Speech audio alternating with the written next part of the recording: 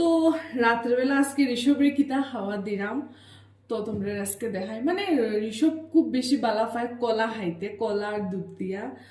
তো মানে ডাইল টাইল এগুলা বেশি পছন্দ করে না, কিন্তু তো খাওয়াইতে লাগবে। এই যে দেখো হিমাচলের মানে গরুর দুধ, তো এখানে আমি কলা আর ভাত আগে থেকে রাখছিলাম।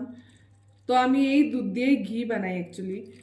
দেখো এটারে আমি ফার্স্টে গরম করছিলাম, এই যে দেখো।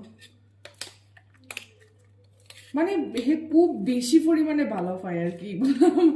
মানে অন্য কিছু দিলে একদম না। ছোটবেলা থেকেও হেয়ার দুধ ভাত পছন্দ কলা দিয়া, এই যে দেখো।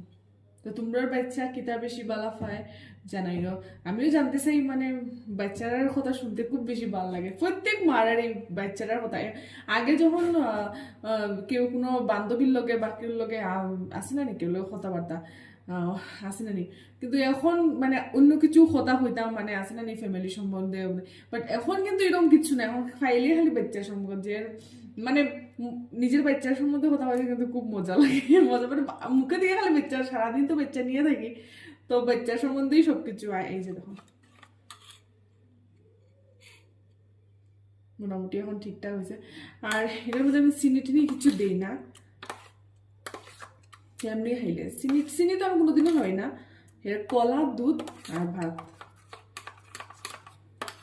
এর খুব টেস্ট লাগে এটা খাইতে।